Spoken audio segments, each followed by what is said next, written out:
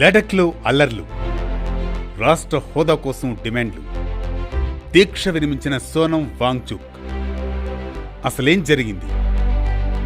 కేంద్రపాలిత ప్రాంతం లడఖ్లో రాష్ట్ర హోదా కోసం 6వ షెడ్యూల్ కోసం చేపట్టిన నిరసనలు హింసాత్మకంగా మారాయి. పోలీస్ కాల్పుల్లో 4 నిరసనకారులు మరణించారు. 70 మందికి పైగా గాయపడ్డారు. బీజేపీ కార్యాలయం, పోలీస్ వాహనాలు అగ్నికి ఆహుతయ్యాయి. ఈ ఘటనలకు సోనం వాంగ్చుక్ కారణమని కేంద్ర హోం మంత్రిత్వ శాఖ ఒక ప్రకటనలో పేర్కొంది. 1966లో లడఖ్లోని సాధారణ కుటుంబంలో పుట్టిన సోనం వాంగ్చుక్ చిన్నతనంలోనే విద్యా వ్యవస్థలోని లోపాలను గమనించారు. లద్దాఖీ భాషలో విద్యను అందించే పాఠశాలలు లేకపోవడం, స్థానిక సంస్కృతికి ప్రాధాన్యం లేకపోవడం అతన్ని కలవరపరిచాయి. 1988లో Sonam students educational and cultural movement of Ladakh సెక్మాల్ను స్థాపించారు. లడాఖీ యువతకు సంప్రదాయేతర విద్యా అవకాశాలను అందిస్తుంది. మాతృభాషలో విద్య, దివ్యాంగుల పట్ల ప్రత్యేక శ్రద్ధ, పర్యావరణ అనుకూల బోధనా విధానాలు ఈ సంస్థ ప్రత్యేకతలు.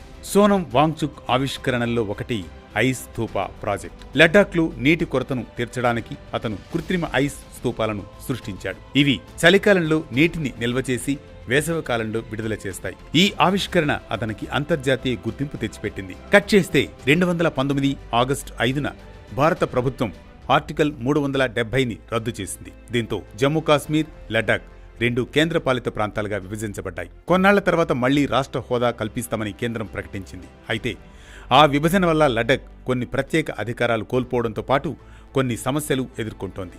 ఈ సమస్యల నుంచి విముక్తి పొందేందుకు లేహ్ అపెక్స్ బాడీ ల్యాబ్ మరియు కార్గిల్ డెమోక్రటిక్ అలయన్స్ KDA అనే 2 ప్రజా సంఘాలు సంయుక్తంగా నిరసనకు పిలుపునిచ్చాయి. సోనం వాంగ్చుక్ ఈ 2 సంస్థలతో కలిపి ఉద్యమాన్ని నడిపించారు.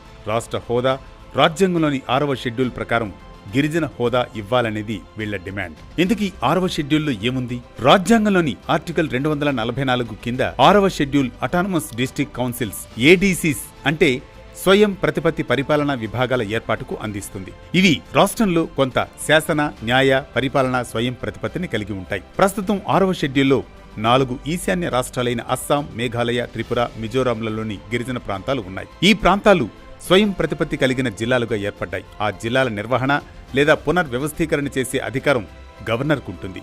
పార్లమెంట్ లేదా రాష్ట్ర శాసనసభ నిబంధనలు స్వయం ప్రతిపత్తి కలిగిన జిల్లాలకు వర్తించవు. ఒకవేళ వర్తించినా కొన్ని మినహాయింపులుంటాయి. ఈ విషయంలో నిర్ణయాలు, అధికారం రాష్ట్రపతి లేదా గవర్నర్కు ఉంటుంది. ప్రతి స్వయం ప్రతిపత్తి గల జిల్లాలో 30 మంది సభ్యులతో కూడిన జిల్లా కౌన్సిల్ ఉంటుంది. ఎన్నికైన సభ్యులు మండలి రద్దు అయ్యే వరకు లేదంటే 5 సంవత్సరాల పాటు వీళ్లు పదవిలో కొనసాగుతారు. నామినేటెడ్ సభ్యులు గవర్నర్కు నచ్చినంత కాలం పదవిలో ఉంటారు. ప్రతి స్వయం ప్రతిపత్తి కలిగిన ప్రాంతానికి ప్రత్యేక ప్రాంతీయ మండలి కూడా ఉంటుంది.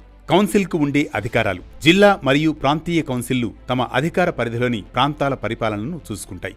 భూభాగాలు, అడవులు, నీటి పంపకాలు, సాగు వ్యవహారాలు, గ్రామ పరిపాలన, ఆస్తి వారసత్వం, వివాహం, విడాకులు, సామాజిక ఆచారాలు మొదలైన నిర్దిష్ట విషయాలపై చట్టాలు చేసుకునే అధికారం కూడా కౌన్సిల్కు ఉంటుంది. కానీ ఈ చట్టాలన్నింటికీ గవర్నర్ ఆమోదం అవసరం. జిల్లాలో ప్రాథమిక పాఠశాలలు, డిస్పెన్సరీలు, మార్కెట్లు, ఫిషరీస్, రోడ్లు మొదలైన వాటిని జిల్లా కౌన్సిల్ ఏర్పాటు చేయవచ్చు.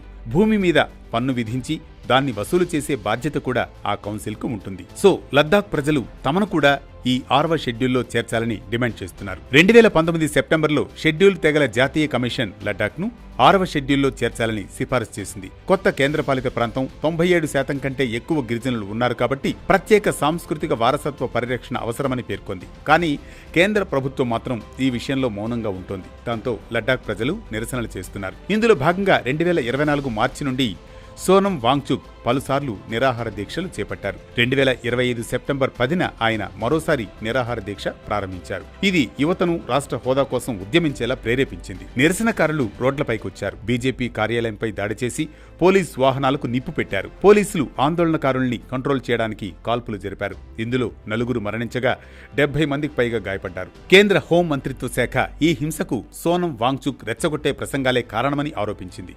అతను అరబ్ స్ప్రింగ్ తరహా ఉద్యమాన్ని కోరుకుంటున్నాడని, నేపాల్లోని జెన్జెడ్ ఉద్యమాన్ని ప్రస్తావించడం ద్వారా యువతను హింసకు ప్రేరేపించాడని పేర్కొంది. అయితే హింస జరిగిన రోజే సోనం తన నిరాహార దీక్షను విరమించారు. కొందరు దీనిని హింసకు వ్యతిరేకంగా అతని వైఖరిగా చూస్తూ ఉండగా మరికొందరు దీనిని వివాదాస్పదంగా భావిస్తున్నారు. కేంద్రం ఈ ఘటనని రాజకీయ ప్రేరేపితంగా ఆరోపించింది. చర్చల ప్రక్రియను దెబ్బతీసే ప్రయత్నంగా చూస్తోంది.